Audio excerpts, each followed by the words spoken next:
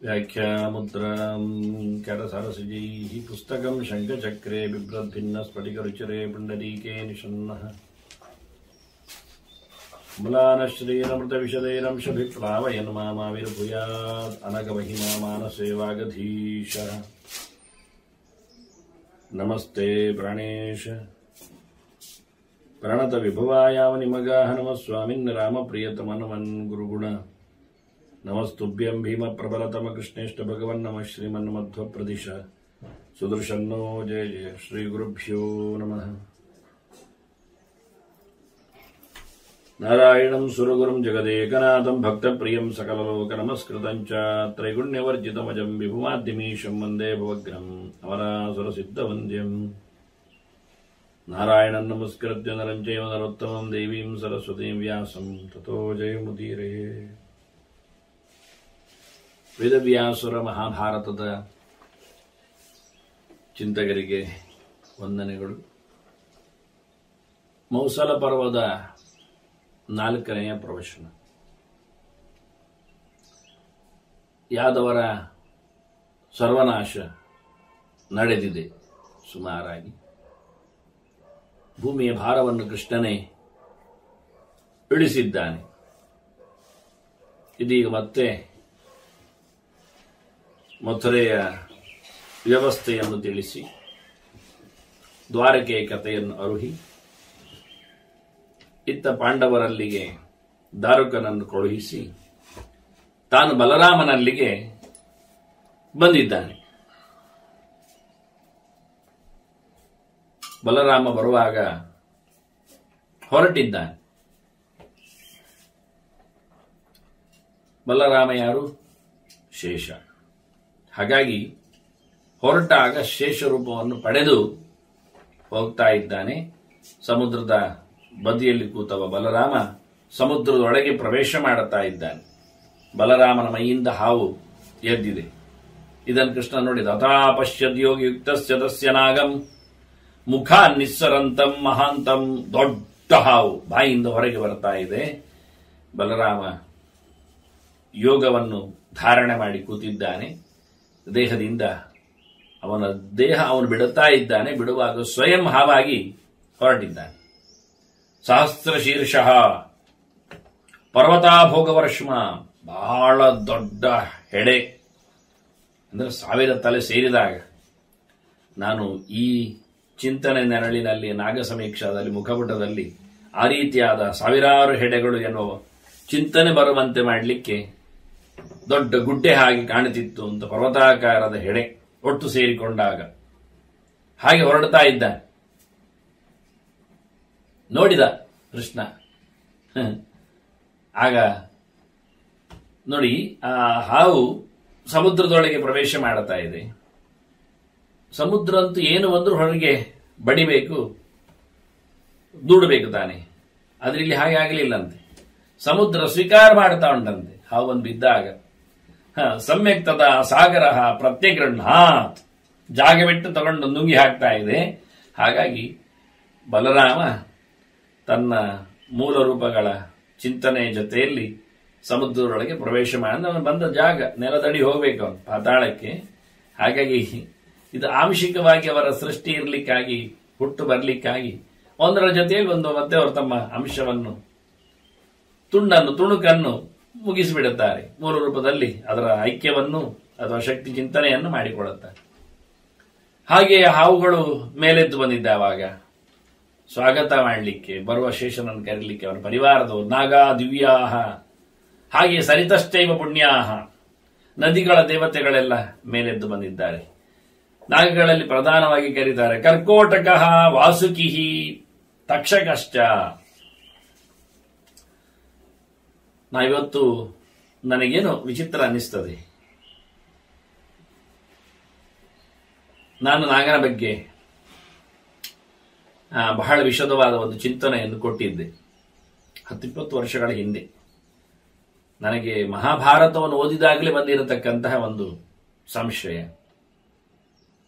ಭಾರತದಲ್ಲಿ ಭೀಮಸೇನನ ಮೇಲೆ ಹಾವುಗಳ ಪ್ರಯೋಗ ಆಗಿರ್ತದೆ. ಭಾರತದ ಕಥೆಯಲ್ಲಿ ಹಾವುಗಳ ಪ್ರಯೋಗ ಆಗಿದೆ. ಹಾವುಗಳನ್ನವ ಘಾಸಿಗೊಳಿಸಿದ್ದಾನೆ, ಇಷ್ಟು ಅರ್ಥದಲ್ಲಿ ಮಾತುಗಳು ಬರ್ತವೆ. ಆದ್ರೆ ಈ ಹಾವುಗಳು ದುರ್ಯೋಧನನಿಗೆ ಎಲ್ಲಿ ಸಿಕ್ಕಿದವು ಎನ್ನುವ ಒಂದು ಸ್ವಲ್ಪ ಹಿನ್ನೆಲೆಯಲ್ಲಿ ಇವತ್ತು ಮಹಾಭಾರತದಲ್ಲಿ ಕಾಣ ಸಿಗದಂತೆ ಇರುವ ಒಂದು ಚಿತ್ರಣ ಆಚಾರ್ಯ ಮಧ್ವರು ಕೊಡುತ್ತಾರೆ. ಅದು ಶುಕ್ರಾಚಾರ್ಯರು ಮಂತ್ರದಿಂದ ಸೆರೆ ಹಿಡಿದದ್ದು, ದುರ್ಯೋಧನನ ಕೈಗೆ ಕೊಟ್ಟದ್ದು, ಅಲ್ಲಿಂದ ಬಂದದ್ದು ಅಂತ ಹೇಳ್ತಾರೆ. ಇಷ್ಟು ಕ್ಲೂ ಭಾರತದಲ್ಲಿ ಸ್ಪಷ್ಟ ಆಗುವುದಿಲ್ಲ. ಅದರಲ್ಲಿ ಒಂದು ಸ್ಟೆಪ್ ಮುಂದೋಗಿ ಆಚಾರ್ಯ ಮಧ್ವರು ಹೇಳುತ್ತಾರೆ, ಅದರಲ್ಲಿ ಭೀಮಸೇನ ಎಲ್ಲವನ್ನೂ ಕೊಂದಿಲ್ಲ, 8 ದೂರ ಎಸೆದಿದ್ದಾನೆ, ಉಳಿದದ್ದನ್ನು ಮುಗಿಸಿದ್ದಾನೆ.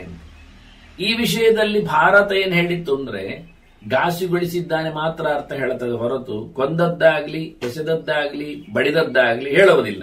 ಇದು ಧಾತು ಪ್ರಯೋಗದ ಕ್ರಮ, ಕ್ರಿಯೆಯನ್ನು ಹೇಳುವ ರೀತಿ. ಆದ್ರಿಂದ ಭೀಮಸೇನ ಅವುಗಳನ್ನು ಹೇಗೆ ನಿಗ್ರಹಗೈದ ಎನ್ನುವುದರಲ್ಲಿ ಭಾರತ ಅಸ್ಪಷ್ಟವಾಗಿದೆ. ಆದ್ರಿಂದ ಯಾವ ಅರ್ಥದಲ್ಲೂ ನಡೀತದೆ. ಅದರ ಸ್ಪಷ್ಟತೆಯನ್ನು ಆಚಾರ ಕೊಟ್ಟರು. ಕೆಲವನ್ನು ಅಪ್ಪಚ್ಚಿ ಮಾಡಿದ, ಕೆಲವನ್ನು ಎಸೆದ, ಕೆಲವನ್ನು ಅಂದ್ರೆ 8 ಎಸೆದ ಅಂತ ಸ್ಪಷ್ಟ ಸಂಖ್ಯೆಯನ್ನು ಹೇಳುತ್ತಾರೆ. ಇದು ಭಾರತದಲ್ಲಿ ನಮಗೆ ಕಾಣಸಿಗಲಾರದ ಒಂದು ಚಿಂತನೆ. ಅಂದ್ರೆ ಎಲ್ಲೋ ಗೆರೆಗಳು ಮಿಸ್ ಆಗಬಹುದು, ಗೊತ್ತಿಲ್ಲ ಅಂತ ಇವತ್ತು ಎಲ್ಲಿಯೂ ಪಾಠದಲ್ಲಿ ಬರಲಿಲ್ಲ. ಇದನ್ನು ಹುಡುಕ್ತಾ ಆದಿಪರ್ವದ ಕಥೆ ಈ ಚಿಂತನೆಗೆ ಹೋದಾಗ ಇದನ್ನು ಹುಡುಕುತ್ತಾ ಹೋದವ ನಾನು. ಅದು 8 ನಾಗ ಏನು, ಬಿಸಾಡಿದ ಕತೆ ಹೇಗೆ, ಅದು ದೈವಿಕೆ ಎಂತದು ಅಂತ ಹೇಳಿ ಹುಡುಕ್ತಾ ಬಂದಾಗ ಒಂದು 10-50 ಪ್ರಮಾಣಗಳಲ್ಲಿ ನನಗೆ ಒಂದೇ ಲೆಕ್ಕದಲ್ಲಿ 8 ನಾಗಗಳು ಸಿಕ್ಕಿದವು. ಶೇಷ, ವಾಸುಕಿ, ತಕ್ಷಕ, ಕರ್ಕೋಟಕ, ಪದ್ಮ, ಮಹಾಪದ್ಮ, ಶಂಖಪಾಲ, ಕುಲಿಕಾ ಅಂತ. ಇವತ್ತು ಎಲ್ಲಿಯೂ ನಡೆಯುವ ನಾಗಾರಾಧನೆಯಲ್ಲಿ ಇಷ್ಟು ಸ್ಪಷ್ಟವಾಗಿ ಇದರ ಉಪಯೋಗ ಆಗ್ತಾ ಇಲ್ಲ, ಆಗ್ಲಿಲ್ಲ. ನಾನು ಕೊಡುವಾಗ ಗ್ರಹಗಳಿಗೆ ಪ್ರತ್ಯೇಕವಾದ ಸ್ಥಾನ, ಬಣ್ಣ, ಮಂಡಲ, ಚಿಹ್ನೆ ಇರುವಂತೆ ಈ ಅಷ್ಟನಾಗಗಳಿಗೂ ಪ್ರತ್ಯೇಕವಾದ ಸ್ಥಾನ, ಬಣ್ಣ, ಮಂಡಲ, ಚಿಂತನೆ ಇದೆ. ಇದನ್ನು ಇವತ್ತಿನವರೆಗೆ ಭಾರತದಾದ್ಯಂತ, ಹೆಚ್ಚಾಗಿ ಕೇರಳದಲ್ಲಿಯೂ ಪೂಜಾ ಪದ್ಧತಿಗಳಿರ್ತವೆ, ಕರ್ನಾಟಕದಲ್ಲಿಯೂ ಭಾರಿ ಇರ್ತದೆ, ಇನ್ನು ಸ್ವಲ್ಪ ಸ್ವಲ್ಪ ಮಟ್ಟಿನಲ್ಲಿ ತಮಿಳುನಾಡು, ಆಂಧ್ರ, ಮಹಾರಾಷ್ಟ್ರ ಸೇರಿಕೊಳ್ಳುತ್ತದೆ, ಮತ್ತು ಉತ್ತರ ಭಾರತ ಕೊನೆಗೆ. ಆದರೆ ಥ್ರೂಔಟ್ ಭಾರತದಲ್ಲಿ ಈ ಪ್ರಕಾರವಾದ ಅಷ್ಟನಾಗಗಳ ಸ್ಪಷ್ಟ ಪೂಜಾ ಪದ್ಧತಿಗಳು ಇಲ್ಲವೇ ಇಲ್ಲ, ಇದ್ದಿರಲಿಲ್ಲ. ನಾನದನ್ನು ಮತ್ತೆ ಮತ್ತೆ ತೋರಿಸಿಕೊಟ್ಟು ತಿಳಿಸಿಕೊಟ್ಟು ನಮ್ಮವರಿಗೆಲ್ಲ ಹೇಳಿಬಿಟ್ಟು ನಾಗಪೂಜೆ ಮಾಡುವವರಿಗೆಲ್ಲ ಅದನ್ನು ಆದಷ್ಟು ಉಪಯೋಗಿಸಿಕೊಳ್ಳಿ ಅಂತ ಅರ್ಥ ಮಾಡಿಸಿಕೊಟ್ಟು ಮತ್ತೀಗ ಸುಮಾರು ಕಡೆಯಲ್ಲಿ ಅದರ ಪ್ರಯೋಗಗಳು ಕಾಣುತ್ತಾ ಇವೆ. ಆದರೆ ಎಲ್ಲಿಯೂ ಮುಕ್ಕಾಲಂಶ ಜಾಗಗಳಲ್ಲಿ ಪಕ್ಕ ನೋಡಿದ್ರಲ್ಲಿ ಆಶ್ಲೇಷ ಬಲಿಯಾಗಲಿ ನಾಗಮಂಡಲ ಆಗಲಿ ಈ 8 ನಾಗಗಳ ಹಿನ್ನೆಲೆಯಲ್ಲಿ ನಡೆಯುವುದಿಲ್ಲ ಎನ್ನುವುದು ಗ್ಯಾರಂಟಿ. ಅವರಂದ್ರೆ ಇನ್ನೂ ತಿದ್ದುಕೊಳ್ಳಿಲ್ಲ, ತಿದ್ದುಕೊಳ್ಳುವ ಜಾಯಮಾನದವರಲ್ಲ. ಕೆಲವೊಮ್ಮೆ ಹಾಗೆ ಇರ್ತದೆ, ಅಜ್ಜ ನೆಟ್ಟ ಆಲದ ಮರ ಅಂತ ಹೇಳಿಕೊಳ್ಳುವ ಗಾದೆಯಂತೆ, ಹುಟ್ಟುಗುಣ ಗಟ್ಟ ಹತ್ತಿದ್ದರು ಬಿಡದು ಅಂತ. ಇಂಥವರಿಗೆ ದೇವರು ಬಂದು ನಾನು ದೇವರಿದ್ದೇನೆ ಪೂಜೆ ಮಾಡ ಹೇಳಿದ್ರು ಕೇಳುವುದಿಲ್ಲ. ಅವರು ಮಾಡೋ ಪೂಜೆಯನ್ನೇ ಮಾಡೋ ವ್ಯಕ್ತಿಗೆ ಮಾಡುತ್ತಾರೆ, ಅವರು ಬಿಡಿ. ಅಂತೂ ಬುದ್ಧಿಶುದ್ಧಿ ಇಲ್ಲದವರಿಗೆ ಪ್ರಶ್ನೆ ಇಲ್ಲ, ಆದ್ರೆ ಬೇಕು ಹೇಳುವವರಿಗೆ ಅರ್ಥ ಆಗ್ತದೆ, ಕೊಟ್ಟಿದ್ದೇನೆ. ಹೀಗೆ ಇದನ್ನು ತರುವಾಗ ತಂದ ಬಳಿಕ ಇದರ ಬಗ್ಗೆ ಒಂದು 8-10 ವರ್ಷಗಳ ನಂತರದ ಸ್ಟಡಿಯಲ್ಲಿ ಬೇಕಾದಷ್ಟು ಪೇಪರ್ಸ್ಗಳನ್ನು, ಪ್ರಮಾಣಗಳನ್ನು, ಅದರ ಬಗ್ಗೆ ಸಂಬಂಧಪಟ್ಟ ವಿಚಾರಗಳನ್ನು ಬರೆದಾಗ ಅದನ್ನು ಸಂಸ್ಕೃತದಲ್ಲಿ ಬರೆದಿದ್ದೆ, ಕನ್ನಡದಲ್ಲಿ ಕೊಟ್ಟಿದ್ದೆ. ಹಾಗಾಗಿ ಸಂಸ್ಕೃತದಲ್ಲಿ ಬರೆದು ಅದನ್ನು ನಾನು ಯೂನಿವರ್ಸಿಟಿಯಿಂದ ಅದಕ್ಕೆ ಬಹಳ ಅದ್ದೂರಿಯಾದ, ಅಂದ್ರೆ ಸಾಮಾನ್ಯ PhD ಅಲ್ಲ ಅದು, ಹಾಗಾಗಿ ಅದಕ್ಕಿಂತ 10 ಪಾಲು ಮಿಗಿಲಾದಂತಹ ಡಿಲಿಟ್ ಪದವಿಯನ್ನು ಪಡೆದಿದ್ದೆ. ಅದು ಮುಖ್ಯ ವಿಷಯ ಅಲ್ಲ. ಆದರೆ ಆ ರಾಜ್ಯಪಾಲರು ಆ ಪದವಿಯನ್ನು ಕೊಡುವಾಗ ಬಂದ ದಿನ ಆಶ್ಲೇಷ ನಕ್ಷತ್ರ, ನಾಗ ಸಮೀಕ್ಷೆಗೆ ಸಂದ ಗೌರವದ ದಿನ. ಸರ್ಪ ನಕ್ಷತ್ರದಂದೇ ಅದಕ್ಕೊಂದು ಗೌರವ, ಅದು ಅವರು ಇಟ್ಟದ್ದಲ್ಲ ಅದಕ್ಕೋಸ್ಕರ, ನನಗೊಬ್ಬನಿಗೂ ಅಲ್ಲ, 8-10 ಜನರಿಗೆಲ್ಲ, 10-50 ಜನರಿಗೆಲ್ಲ ಪದವಿ ಪ್ರದಾನ ಸಮಾರಂಭದ ದಿನ ಅಂತೂ ಹೋಗಿ ಆ ದಿನವೇ ಇಟ್ಟಿದ್ರು. ಆ ದಿನ ನಾನಂತೂ ಪದವಿ ತಗೊಂಡು ಬಂದೆ. ಇವತ್ತು ಮತ್ತೆ ನನ್ನ ಚಿಂತನೆಯಲ್ಲಿ ಈ ಮಹಾನಾಗನ ಶೇಷನ ನಿರ್ಯಾಣದ ಚಿಂತನೆ ಬಂದಾಗ ಆ ನಿರ್ಯಾಣಗಳ ಸುದ್ದಿಯನ್ನು ಅಲ್ಲಿ ಹಾಕಿದ್ದೇನೆ, ಬಲರಾಮ ಶೇಷ ಅವತಾರ ಅಂತ ಸುದ್ದಿ ಬಂದಾಗ ಇವತ್ತು ಮತ್ತೆ ಪುನಃ ನಾನು ಆಶ್ಲೇಷ ಪೂಜೆ ಮಾಡಿ ಆಶ್ಲೇಷ ನಕ್ಷತ್ರದಂದೇ ಅದನ್ನು ಹೇಳುತ್ತಾ ಇದ್ದೇನೆ ಅನ್ನೋದು ನನಗೆ ಸೋಜಿಗೆ ಅನಿಸ್ತದೆ. ಇದನ್ನು ಮಾಡಿಟ್ಟುಕೊಂಡು ತೋರಿಸಿಕೊಟ್ಟ ಕಥೆಯಲ್ಲ, ಕತೆ ಬಂದಾಗ ದಿನ ಬಂದದ್ದು, ದಿನ ಬಂದಾಗ ಕತೆ ಬರುವುದು. ಎತ್ತಿಕೊಳ್ಳುವಲ್ಲೇ ಆರಂಭದಲ್ಲಿ ಇದೇನೋ ಮಧ್ಯದಲ್ಲಿ ಕೊನೆಯಲ್ಲಿ ಬಲಾತ್ಕಾರ ಪ್ರಶ್ನೆ ಇಲ್ಲ. ಆರಂಭವೇ ಕೃಷ್ಣ. ಇವತ್ತು ಆಶ್ಲೇಷ ನಕ್ಷತ್ರ ನಾನು ಕೂತಿದ್ದೇನೆ, ಪೂಜೆ ಮುಗಿಸಿ ಬಂದು ಎಲ್ಲಿ ಮಾಡದಿದ್ರು ನಾನಂತೂ ಆ ಅಷ್ಟಕುಲ ನಾಗನನ್ನು ಉಪಾಸನೆ ಮಾಡಬೇಕು ಅಂತ ಇಟ್ಕೊಂಡಿದ್ದೇನೆ. ನಾನು ಹೊರಗೆ ತಂದದ್ದಕ್ಕೋಸ್ಕರ ನಾನು ಅವುಗಳ ನಾಮಚಿಂತನೆ ಮಾಡುತ್ತೇನೆ ಅಂತ ಒಂದು 10-20 ನಿಮಿಷಗಳಲ್ಲಿ ಹೀಗೆ ಬಹಳ ಚಂದವಾಗಿ ಅಷ್ಟನಾಗಗಳ ಸುದ್ದಿಯಲ್ಲಿ ಇಲ್ಲಿ ಶೇಷ ಹೊರಟಾಗ ಹತ್ತಿರದ 4 ಬಂದವು. ಇನ್ನು 4 ಊಹಿಸಿಕೊಳ್ಳಿ ಅಂತ. ಯಾಕೆ ಅಂತ ಹೇಳುತ್ತೆ, ಶೇಷ ಹೊರಡ್ತಾ ಇದ್ದಾನೆ, ಬಿಳಿ ಬಣ್ಣದವ, ಶ್ವೇತ ಮುಂದೆಯಲ್ಲಿ ಕರೆದಿದ್ದಾರೆ ಕೃಷ್ಣ ನೋಡಿದ್ದಾರೆ. ಪಕ್ಕದಲ್ಲಿ ವಾಸುಕಿ ಇದ್ದಾನೆ.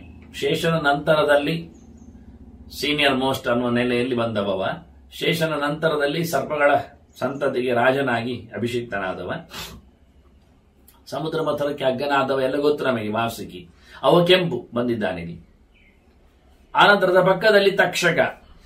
ಈಗಾಗಲೇ ನಮಗೆ ಕತೆ ಕೇಳುತ್ತಾ ಇದ್ದೇವೆ. ತಕ್ಷಕ ಗಚ್ಚಿದ್ದಾನೆ ಹೇಳಿ ಜನಮೇಜೆ ಸರ್ಪಸತ್ರ ಮಾಡ್ತಾ ಇದ್ದಾನೆ, ಆಸ್ತಿಗೆ ನಿಲ್ಲಿಸಿದ್ದಾನೆ, ತಕ್ಷಕ ಬಚಾವಾಗಿದ್ದಾನೆ. ನಾವು ಅವೃತ ಮುಗಿಸಿ ಕತೆಗೆ ಕೂತಿದ್ದೇವೆ, ಗೊತ್ತು ನಮಗೆ ತಕ್ಷಕ ಪಾರಾಗಿದ್ದಾನೆ ಅಂತ.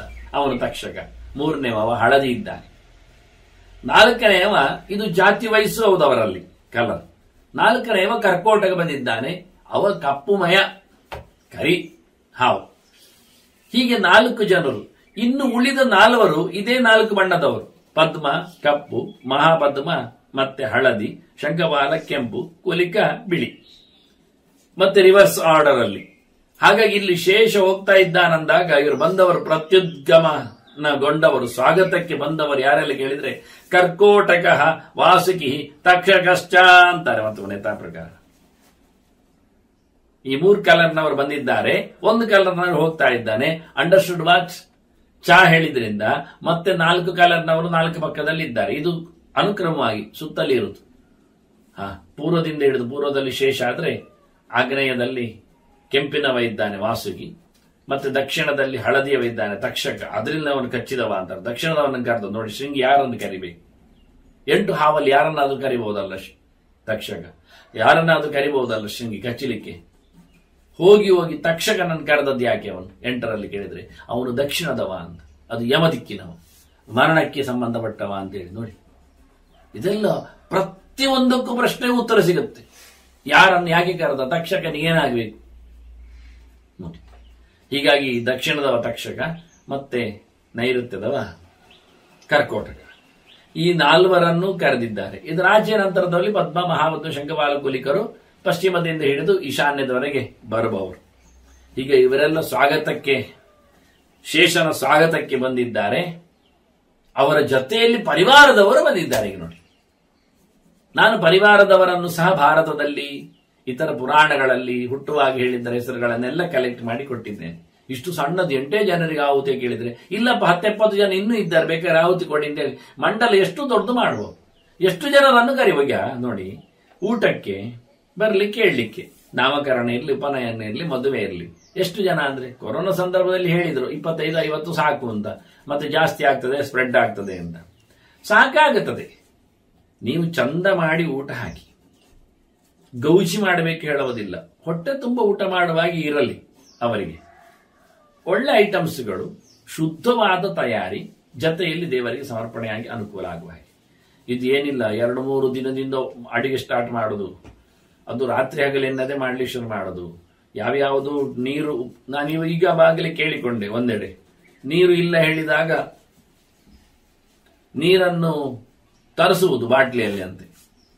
ಅದೀಗ ಮಾರ್ತಾರಲ್ಲ ಬಿಸಿಲೇರಿ, ದೊಡ್ಡದು 10-15-20 ಲೀಟರ್ ಇದು, ಅದನ್ನು ತರಿಸಿ ಅಡಿಗೆಯಲ್ಲಿ ಅಂದ್ರೆ ನೋಡಿ.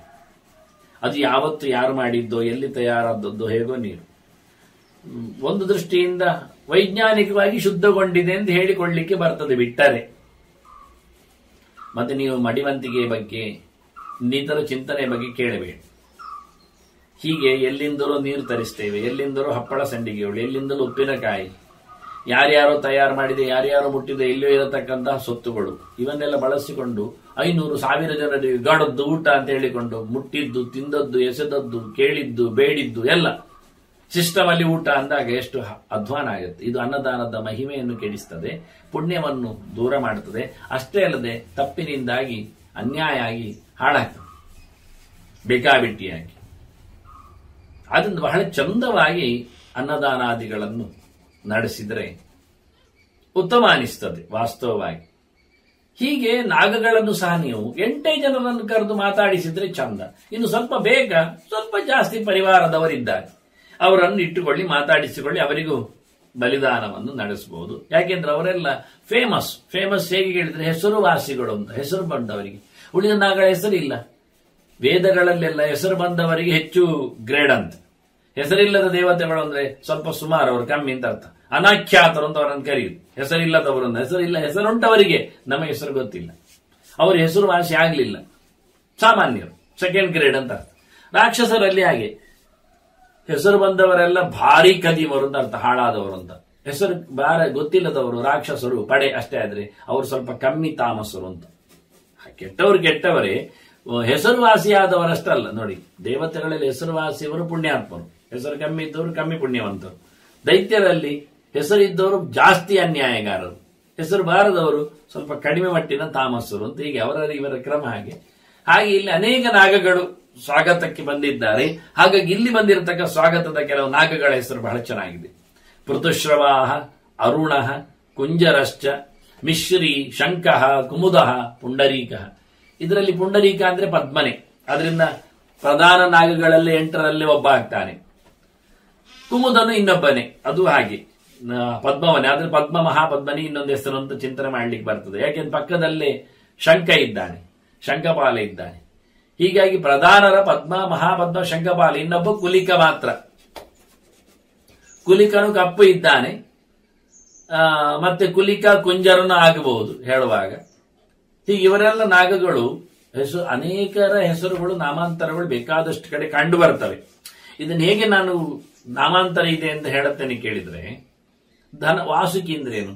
ವಸು ಅಂದ್ರೆ ದುಡ್ಡು, ದುಡ್ಡುಳ್ಳವ ಅಂತ ಅಥವಾ ದುಡ್ಡಿನ ಒಡೆಯ ಅಂತ. ಧನಂಜಯ ಅಂದ್ರೇನು? ಅದೇ ಅರ್ಥ. ಅಂದ್ರೆ ಕೆಲವೊಮ್ಮೆ ಧನಂಜಯ ಅಂತಲೂ ಕರೀತಾರೆ. ಇನ್ನು ಧೃತರಾಷ್ಟ್ರ ಅಂತ ಒಬ್ಬ ಇದ್ದಾನೆ ನಾಗ. ಧೃತರಾಷ್ಟ್ರ ನಾಗ ಇದ್ದಾನೆ. ಆದ್ರೂ ಧೃತರಾಷ್ಟ್ರ ಅಂದ್ರೆ ರಾಷ್ಟ್ರವನ್ನು ಹೊತ್ಕೊಂಡವ ಅಂತ, ಅಂದ್ರೆ ಯಜಮಾನ ಅಂತ ಅರ್ಥ, ದೊರೆ ಅಂತ ಅರ್ಥ. ಅದು ವಾಸುಕಿಗೆ ಆಗ್ತದೆ ಕೆಲವೊಮ್ಮೆ. ಹೀಗೆ ಕೆಲವೊಮ್ಮೆ ಅವನನ್ನು ಹೇಳದೇ ಇದ್ದಲ್ಲಿ ಬೇರೆ ಹೆಸರಿನಲ್ಲಿ ವಿಶೇಷಣಗಳು ಕರೆಯುವುದುಂಟು, ಇಲ್ಲ ಅಲ್ಲ. ಇದನ್ನು ಶಿವ ತನ್ನ ಆಭರಣದಲ್ಲಿ ಹೊತ್ತುಕೊಂಡ ನಾಗಗಳನ್ನು ಅಲ್ಲಿ ಕರೆದಿದ್ದಾನೆ. ಗರುಡ ತನ್ನ ದೇಹದಲ್ಲಿ ಹಾಕಿಕೊಂಡ ನಾಗಗಳು ಹೇಳುವಲ್ಲಿ ಶಬ್ದ ಬದಲಾವಣೆ ಮಾಡಿದ್ದಾರೆ, ಕಂಬಳ, ಕೂಲಿಕೆ ಶಬ್ದಗಳೆಲ್ಲ. ಹೀಗಾಗಿ ಬಣ್ಣವನ್ನು ಗುರುತಿಸಿ ಹೇಳುತ್ತಾರೆ. ಇದರಿಂದ ನಾಮಾಂತರಗಳು ಸೇಮ್, ಅಂದ್ರೆ ಒಂದೇ ನಾಗಗಳಿಗೆ ಹಲವು ನಾಮಗಳು ಇರುವುದರಿಂದ ಇಲ್ಲಿ ಬಂದವರು ಯಾರು ಅಂತ ನಮಗೆ ಅದೇ ಹೆಸರಿನಲ್ಲಿ ಕಾಣುವುದಿಲ್ಲ, ಬೇರೆ ಹೆಸರಿನಲ್ಲಿ ಗುರುತಿಸಿ ಹೇಳಲಿಕ್ಕೆ ಸಾಧ್ಯ ಉಂಟು. ಇದೆಲ್ಲ ಸೀಕ್ರೆಟ್ಗಳು ಅಂತ. ಈಗ ಯಾಕೆ ಹೇಳುತ್ತಾರೆ ಕೇಳಿದ್ರೆ, ಎರಡೆರಡು ಹೆಸರು ಯಾಕೆ ಹೇಳಬಾರ್ದ? ಹೇಳಬಹುದಲ್ಲ, ಹೇಳಬಾರದು ಅಂತೇನು, ಕೆಲವು ವಿಶೇಷತೆ ಇರಲಿಕ್ಕೆ ಹೋಗಿ ಹೇಳುತ್ತಾರೆ ಅಂತ. ಅದರಂತೆ ಕ್ರಾತಃ, ಕ್ರಾತಃ, ಶಿತಿಪೃಷ್ಟಃ, ನಿಕೇತು, ಧೃತರಾಷ್ಟ್ರ, ದುರ್ಮುಖ ಚ, ಅಂಬರೀಷಃ, ಚಕ್ರಮಂದ, ಅತಿಷಂಡ, ಇವರೆಲ್ಲ ಬಂದ 18 ನಾಗಗಳು ಇಲ್ಲಿ ಬಂದವರನ್ನು ಉಲ್ಲೇಖ ಮಾಡ್ತಾರೆ ನೋಡಿ. ಮತ್ತೆ ಶೇಷನ ಸ್ವಾಗತಕ್ಕೆ ಬಂದಿರುವವರು ನದಿ ದೇವತೆಗಳ ಜೊತೆಯಲ್ಲಿ. ಇನ್ನು ಕೇವಲ ಅಷ್ಟೇ ಅಲ್ಲ, ಸ್ವಯಂ ರಾಜ ವರುಣಶ್ಚಾಭಿರಾಜನ್ ಪ್ರತ್ಯುದ್ಗಮ್ಯ ಸ್ವಾಗತೇನ ಅಭ್ಯನಂದನ್. ಅವನ ಜೊತೆಯಲ್ಲಿ ವರುಣನು ಬಂದಿದ್ದಾನೆ. ಸ್ವಯಂ ವರುಣ ರಾಜನೇ ಕಾಣಿಸಿಕೊಂಡಿದ್ದಾನೆ. ಶೇಷ ಒಳಗೆ ಬರುವಾಗ ಅವನನ್ನು ನಮಿಸಿ, ಸ್ವಾಗತಿಸಿ, ಸ್ತುತಿಸಿ ಕರ್ಕೊಂಡು ಹೋಗ್ಲಿಕ್ಕೆ. ತೇ ಭೂಷಯನ್ ಚ ಅರ್ಘ್ಯ ಪಾದ್ಯ ಕ್ರಿಯಾಭಿ ಸಂಕರ್ಷಣಂ ಭೂಧರಂ ಶುದ್ಧ ಬುದ್ಧೇಂ. ಭಗವಂತನ ಎಚ್ಚರವನ್ನು ಪಡೆದವನಾದ್ದರಿಂದ, ಈ ನೆಲವನ್ನು ಹೊತ್ತವನು, ಈ ಬ್ರಹ್ಮಾಂಡದ ಅರಸ ಭಗವಂತನನ್ನು ತಲೆ ಮೇಲೆ ತುಂಬಿಕೊಳ್ಳುವವನು, ಅವನ ಕ್ರಿಯೆಯನ್ನು ಸಹ. ಹಾಗೆ ಅಂತಹ ಸಂಕರ್ಷಣನನ್ನು, ನೆಲಕ್ಕೆ ಎಳೆಯುವ ಎಲ್ಲ ಪದಾರ್ಥಗಳನ್ನು ಎಳೆಯುವ ಸಾಮರ್ಥ್ಯವುಳ್ಳವನನ್ನು ಅರ್ಘ್ಯ, ಪಾದ್ಯ, ಆಚಮನ, ಮಧುವರ್ಕಾದಿಗಳಿಂದ, ಪೂಜೆ ಪುರಸ್ಕಾರಗಳಿಂದ, ಪ್ರದಕ್ಷಿಣ ನಮಸ್ಕಾರಗಳಿಂದ, ಸ್ತೋತ್ರ ಅರ್ಚನೆಗಳಿಂದ ಅವನನ್ನು ಮೆಚ್ಚಿಸಿಕೊಂಡ್ರಂತೆ, ಬರಮಾಡಿಸಿಕೊಂಡ್ರಂತೆ, ಎಲ್ಲ ಸೇರಿಕೊಂಡ್ರಂತೆ, ಎಲ್ಲರ ಆರಾಧನೆ ಮಾಡಿದ್ರಂತೆ. ಇದನ್ನು ಕೃಷ್ಣ ನೋಡಿದ ಅಂತ ಹೇಳಿ ವೈಶಂಪಾಯನರು ಜನಮೇಜಯನಿಗೆ ಬಲರಾಮನ ಕೊನೆಯನ್ನು ಬಣ್ಣಿಸಿದ್ರು. ಜತೆಯಲ್ಲಿ ಕೃಷ್ಣನ ಕಥೆಯನ್ನು ಮುಂದುವರಿಸಿದ್ರು. ಅವ ಕೂತ ಇಂದ್ರಿಯಗಳನ್ನು ಹತೋಟಿಯಲ್ಲಿ ತಂದುಕೊಳ್ಳುವ ಹಾಗೆ, ಯೋಗ ಚಿಂತನೆ ಮಾಡುವ ಹಾಗೆ, ಭೂಮೌಚಾತ ಸಮ್ಮಿವೇಶಾಗ್ರ್ಯ ಚೇತ ತೇಜ, ಬಹಳ ಅದ್ಭುತವಾದಂತಹ ತೇಜಸ್ಸುಳ್ಳ ಭಗವಂತ ನೆಲದಲ್ಲಿ ಕೂತಿದ್ದಾನೆ. ಕೂತು ಗಾಂಧಾರಿಯ ಶಾಪ ಅದರ ಕೊನೆಯನ್ನು ತೀರ್ಮಾನ ಮಾಡುತ್ತಾ ಇದ್ದಾನೆ. ಈ ಗೆರೆಯನ್ನೆಲ್ಲ ಓದಿಕೊಂಡವರು ಒಂದಿಷ್ಟು ಬರೆದಿದ್ದಾರೆ ಕೆಲವೊಮ್ಮೆ ಕೃಷ್ಣನ ಬಗ್ಗೆ. ಏನು ಅಂತ, ಅವನಿಗೆ ಪಶ್ಚಾತ್ತಾಪ ಆಯಿತು, ಸಂಧಾನಕ್ಕೆ ಹೋಗಿ ಸಂಗ್ರಾಮವನ್ನು ಹೇಳಿ ಶಂಖ ಊದಿ ಗಾಂಧಾರಿಯ 100 ಮಕ್ಕಳನ್ನು ಭೀಮನಿಂದ ಕೊಲ್ಲಿಸಿದ. ಹಾಗಾಗಿ ಒಂದು ಹೆತ್ತ ಕರುಳಿಗೆ ಆಗದಂತಹ ಸಂಕಟ ಅವನಿಗೆ ಬಡಿಯದೆ ಕೂತ್ಕೊಳ್ಳುತ್ತದೆ. ಕೊನೆ ಹೊತ್ತಿನಲ್ಲಿ ಅವನು ಅಯ್ಯೋ ಅಯ್ಯೋ ಅಯ್ಯೋ ಕಲರ್ತಾ ಇದ್ದ. ಏನಿಲ್ಲ, ಇಲ್ಲಿ ಒಂದು ಮಾತು ಬರುತ್ತೆ, ವೈಶಂಪಾಯನರು ಹೇಳುತ್ತಾರೆ, ಟೋಟಲಿ ಯಾವುದೇ ಕ್ರಿಯೆಗೂ ಒಂದು ಕಾರಣವನ್ನು ಹಚ್ಚಿ ತೋರಿಸಿ ಹೋಗುವುದು ದೇವರ ಕೆಲಸ ಅಷ್ಟೆ. ಈಗಾಗಲೇ ಇಲ್ಲಿ ಬಾರದ ಒಂದು ಸುದ್ದಿ ಉಂಟು, ಭಾರತದಲ್ಲಿ ಬಾರದ ಒಂದು ಸುದ್ದಿ ಕೃಷ್ಣನ ನಿರ್ಯಾಣದ ಹತ್ತಿರದಲ್ಲಿ. ಏನು ಕೇಳಿದರೆ, ಅದು ಭಾಗವತದಲ್ಲಿ ಪರೀಕ್ಷಿತನಿಗೆ ಶುಕ ಹೇಳುತ್ತಾನೆ. ಯಾಕೆ ಶುಕ ಕೇಳಿದ್ದೆ ಹಾಗೆ ಕೃಷ್ಣನ ಕಥೆ ನನಗೆ ವಿಸ್ತಾರವಾಗಿ ಹೇಳಿದ್ದಕ್ಕೆ ವೇದವ್ಯಾಸರೇ ಶುರು ಮಾಡಿದ್ದದು, ನಾರದರೇ ಹೇಳಿದ್ದು. ನೀವು ಕೃಷ್ಣನದ್ದೇ ಒಂದು ಕತೆ ಬೇರೆ ಹೇಳಬೇಕಲ್ಲ, ಭಾರತ ಇಡೀ ಉಂಟು ಬಿಡಿ ಹೇಳಿ. ಭಾರತ ಆದ ನಂತರ ಭಾಗವತವನ್ನು ಮಾಡಿಕೊಟ್ಟದ್ದು ವೇದವ್ಯಾಸರು. ಅದೊಂದು ಪ್ರತ್ಯೇಕ ಘಟ್ಟ ಅಂತ ಹೇಳಿ, ಪ್ರಕರಣ ಅಂತ. ಆಗ ಕೃಷ್ಣನ ಬಗ್ಗೆ ಡಿಟೈಲ್ ನೋಟ್ಸ್ ಅಲ್ಲಿ ಬರ್ಲಿಕ್ಕೆ ಹೋಗಿ ಅಲ್ಲಿ ಏನಾಯ್ತು ಕೇಳಿದ್ರೆ, ಕೃಷ್ಣ ಭೂಮಿಯಲ್ಲಿದ್ದೀಗ 104 ವರ್ಷ ಆಗಿದೆ, 2 ತಿಂಗಳೂ ಆಗಿದೆ. ಆಗ ಬ್ರಹ್ಮಾದಿಗಳು ಬಂದು ಮಾತಾಡ್ತಾರೆ ಕೃಷ್ಣನಲ್ಲಿ. ಕೃಷ್ಣ ಹೊರಡುವ, ಆಯ್ತಲ್ಲ ಭೂಭಾರ ನಾಶ, ಈಗ ಪಾಂಡವರು ರಾಜ್ಯಭಾರ ಮಾಡ್ತಾ ಇದ್ದಾರೆ, ಧರ್ಮ ಸ್ಥಾಪನೆ ಆಗಿದೆ, ಕೆಟ್ಟವರು ಮುಗಿದಿದ್ದಾರೆ, ದೂರುಳವರು ಇಲ್ಲ, ಕಲಿನಿಗ್ರಹ ಆಗಿದೆ ಅಂತ. ಆಗ ಕೃಷ್ಣ ಹೇಳ್ತಾನೆ, ಹೌದೌದು ಹೊರಡುತ್ತೇನೆ, ಒಂಚೂರು ಬಾಕಿ ಉಂಟಲ್ಲ, ಯಾದವರು ಹೊರಡಬೇಕಲ್ಲ. ಈಗ ಅವರು ಹೊರಡದಿದ್ರೆ ನಾಳೆ ಅವರಿಂದ ಈ ದೇಶಕ್ಕೆ ಮತ್ತೆ ಭಾರ ಆಗಬಾರದು, ಅಥವಾ ಮತ್ತೆ ಅವರು ಇದ್ದುಕೊಂಡು ಕಲಿಗೆ ಬರ್ಲಿಕ್ಕೆ ಅವಕಾಶ ಕಮ್ಮಿ ಆಗಲಿಕ್ಕೆ ಸಾಕು ಯುಗ ಧರ್ಮಕ್ಕೆ. ಅದನ್ನು ಅವರನ್ನು ಮುಗಿಸಿ ಬರ್ತೇನೆ, ಗಾಂಧಾರಿಯ ಶಾಪಕ್ಕೊಂದು ಜಾಗ ತೋರಿಸ್ತೇನೆ ಅಂತ ಹೇಳಿ ಮತ್ತೆ 2 ವರ್ಷ 4 ತಿಂಗಳು ಮುಗಿಸಿ ಹೊರಟ. ನೋಡಿ, ಈ ಕತೆ ಅವನು ಹೊರಡುವುದನ್ನು ಮೊದಲೇ ಸಿದ್ಧ ಮಾಡಿಕೊಂಡಿದ್ದಾನೆ. ಇದನ್ನೆಲ್ಲ ಇಲ್ಲಿ ಹೇಳಲಿಕ್ಕೆ ಹೋಗ್ಲಿಲ್ಲ ವೈಶಂಪಾಯನರು. ಅವನ ಅಪ್ಪ ಕತೆ ಕೇಳುವಾಗ ಜನಮೇಜಯ ಸಣ್ಣದವ ಅಲ್ಲಿದ್ದ, ಕೇಳ್ಬಹುದು, ಕೇಳಲಿಕ್ಕಾಗತ್ತೆ, ತಿಳಿಸ್ಲಿಕ್ಕೆ ಬರುತ್ತೆ. ಹೀಗಾಗಿ ಇಲ್ಲಿ ಭಾರತದ ನೆಲೆಯಲ್ಲಿ ವೇದವ್ಯಾಸರು ಹೇಳಿಕೊಟ್ಟ ಹಾಗೆ ಚಿಂತನೆ ಮಾಡುತ್ತಾ ನಿಮಿತ್ತಮೈಚ್ಛದ ಸಕಲಾರ್ಥ ತತ್ವ ಎಲ್ಲ ಸಬ್ಜೆಕ್ಟ್ಗಳಿಗೂ ತಾನೊಂದು ಕಾರಣವನ್ನು ಇಟ್ಟು ಹೋಗ್ತಾನೆ ಕೃಷ್ಣ. ನಿಜವಾಗಿ ದೇವರೇ ಎಲ್ಲಕ್ಕೂ ಕಾರಣ, ಅದು ಒಂದು ಸಾಕು. ಆದರೆ ಕೇಳುವವರಿಗೊಂದು ಬೇಕಲ್ಲ, ಇರ್ಲಿ ಅಂತ ಹೇಳಿ ಮತ್ತೆ ಅವಳದ್ದು ಗಂಡನಿಗಿಂತ ಮಾಡಿದ ಪುಣ್ಯವನ್ನು ನಾಶ ಮಾಡಬೇಕೆನ್ನುವ ಸಿದ್ಧಾಂತವನ್ನು ಹೇಳಿದ್ನಲ್ಲ ವೈಶಂಪಾಯನ, ಅದಕ್ಕೆ ಕೃಷ್ಣ ಮಾಡಿದ್ದು ಅಂತ. ಇಲ್ಲ, ಅದು ಕೃಷ್ಣನಿಗೇನಂತ. ಈ ಬ್ರಹ್ಮಶಾಪವನ್ನು ಸಹ ನಿಲ್ಲಿಸ್ಲಿಕ್ಕೆ ಕೃಷ್ಣನೇ ಆಗ್ತದೆ, ಆದ್ರೂ ಒಪ್ಲಿಲ್ಲ ಹೇಳಿದ್ನಲ್ಲ. ಯಾಕೆ, ಅವರಿಗೆ ಇಡುಗಂಟು ಹೋಗ್ಲಿ ಅಂತ ಹೇಳಿದ್ದಲ್ಲ. ನೋಡಿ, ಋಷಿಗಳಿಗೆ ಏನಾದ್ರೂ ಪಟ್ಟಳ ಆಯ್ತಾ? ವಿಶ್ವಾಮಿತ್ರಾದಿಗಳಿಗೆ ಯಾವ್ದವ್ರು ಏನ್ ಮಾಡಿದ್ರು? ಚೇಷ್ಟೆ ಮಾಡಿದ್ರು. ಹೇಗೆ ನೋಡಿ, ಹೆಣ್ಮಗಳು ಏನ್ ಮಗು ಹುಡ್ತಾಳೆ, ಏನ್ ಮಗು ಬರ್ತದೆ, ಇವನಿಗೆ ಗಂಡು ಹೊಂದಬೇಕು ಅಂತುಂಟಪ್ಪ ಅಂತ ಕೇಳಿ ಅವರನ್ನು ನಿಮಗೆ ಚೆನ್ನಾಗಿ ಗೊತ್ತಿರುತ್ತಲ್ಲ, ನೀವು ಋಷಿಗಳಲ್ಲ, ತಿಳಿದವರು ನೀವು, ಹೇಳಿಬಿಡಿ ಇಂದ. ನೋಡಿ, ಅವರು ತಿಳ್ಕೊಂಡಿದ್ದಾರೆ ಅನ್ನೋದು ಯಾವ್ದವರಿಗೆ ಗೊತ್ತಿದೆ. ಋಷಿಗಳಿಗಿಂತ ಹೆಚ್ಚು ಬುದ್ಧಿವಂತರು, ಜ್ಞಾನವಂತರು ದೇವತೆಗಳು ವಾಸ್ತವವಾಗಿ. ಏನಾಯ್ತು, ಬೇಕು ಅಂತಲೇ ಅವರನ್ನು ನೋಡಿ ಘಾಸಿಗೊಳಿಸಲಿಲ್ಲ, ಪೆಟ್ಟು ಆಗಲಿಲ್ಲ, ಅನ್ಯಾಯ ಮಾಡಲಿಲ್ಲ, ಅವರ ಸಾಧನೆ ಗಡ್ಡಿ ಬರಲಿಲ್ಲ. ಕೇಳಿದಾಗ ಅವ್ರು ಹೇಳ್ಬೋದಿದ್ದಲ್ಲೋ, ಎಲ್ಲ ನಿಮ್ದು ಆಟ ಗೊತ್ತಾಗತ್ತೆ, ಹೆಣ್ಣಿನ ವೇಷ ಹಾಕೊಂಡು ಬಂದು ಏನ್ ನಡೀತೀರಿ ಕೇಳುದಾ ಹೇಳಿ ಇಷ್ಟೇ ಹೇಳಿ ಮುಗಿಸ್ಬೋದಿತ್ತು. ಅವ ಸಾಂಬ ಅಲ್ವಾ, ಕೃಷ್ಣನ ಮಗ ಅಲ್ವಾ ಅಂತ ಹೇಳಿ ಮುಗಿಸ್ಬೋದಿತ್ತು. ಆದರೆ ಒಂದು ಅಡಿ ಮುಂದೋದ್ರು ಅವರು. ಏನ್ ಹೇಳಿದ್ರು? ಇವ ಸಾಂಬ ಕಬ್ಬಿಣದ ವನಕ್ಕೆ ಹೆತ್ತು ನಿಮ್ಮ ಕುಲ ಅದರಿಂದ ಸಾಯ್ಲಿಕ್ಕುಂಟು. ನೋಡಿ, ಮುಂದೆ ಹೋಗಿ ಜಾಸ್ತಿ ಆಯ್ತು. ಹೆತ್ತದ್ದೊಂದು ಅಷ್ಟೇ ಅಲ್ಲದೆ ನಿಮ್ಮ ಮುಂದಿನ ಕುಲ ಅದರಿಂದ ಸಾಯ್ತದೆ ಅಂತ ಹೇಳಿಬಿಟ್ರು. ಇದರಿಂದ ಯಾದವರು ಆಗಾಗಲೇ ಬ್ರಾಹ್ಮಣರ ವಿರುದ್ಧ, ಪಿತೃಗಳ ವಿರುದ್ಧ, ದೇವತೆಗಳ ವಿರುದ್ಧ ಆಡ್ತಾ ಇದ್ರು ಅಂತ ಹೇಳಬೇಕಾಗತ್ತೆ. ಇದನ್ನು ಗಮನಿಸಿ ಅವರು ಶಿಕ್ಷೆಯನ್ನು ಕೊಡುವ ನೆಲೆಯಲ್ಲಿ ಹೀಗೆ ಮಾತಾಡಿದ್ರು. ಇನ್ನು ಮುಗಿದೋಗ್ಲಿ, ಸುಮ್ಮನೆ ಪೀಡೆ ಬೇಡ ಅಂತ. ಶಾಪದಿಂದಾಗಿ ಯಾದವರು ಬದಲಾದ್ರು, ಯಾದವರು ಬದಲಾದದ್ದು ನೋಡಿ ಶಾಪ ಆಯಿತು. ಅಂದ್ರೆ ಕೊನೆ ಹೊತ್ತಿನಲ್ಲಿ ಪ್ರತಿಯೊಬ್ಬರಿಗೂ ಹಾಗೆ ದೇವರು ಮನಸ್ಸನ್ನು ಬದಲಿಸ್ತಾನೆ. ಇಷ್ಟೇ ಉತ್ತರ, ಮತ್ತೇನಿಲ್ಲ. ಏನಾಯ್ತು, ಯಾಕಾಯ್ತು ಅಂತ. ಕೃತವರ್ಮನ ಚೇಷ್ಟೆಗೆ ನೋಡಿ, ಹೋರಾಟ ದಂಗಳದಲ್ಲೇ ಕೃತವರ್ಮ ವಿರುದ್ಧ ಪಾರ್ಟಿಯಲ್ಲಿ ದುರ್ಯೋಧನ ಪಾರ್ಟಿಯಲ್ಲಿ ಕೂತು ಹೋರಾಟ ಮಾಡಿದ್ದ. ಆಗ್ಲೇ ಕೃತವರ್ಮ ಹಾಳಾದ. ಆ ಲೆಕ್ಕದಲ್ಲಿ ಹೋರಾಟಕ್ಕೆ ಬರಬಹುದು ಅಂತ ಒಂದು ತುಕಡಿ ತಗೊಂಡೋಗಿ ದುರ್ಯೋಧನನಿಗೇನು ಸಪೋರ್ಟ್ ಮಾಡಬೇಕು. ಅಲ್ಲಿಂದಲೇ ಸಾತ್ಯಕಿಗೆ ಕೃಷ್ಣನ ಶಿಷ್ಯನಿಗೆ ಕೆಂಡ ಆಗ್ತಿತ್ತು, ಉರಿ ಆಗ್ತಿತ್ತು.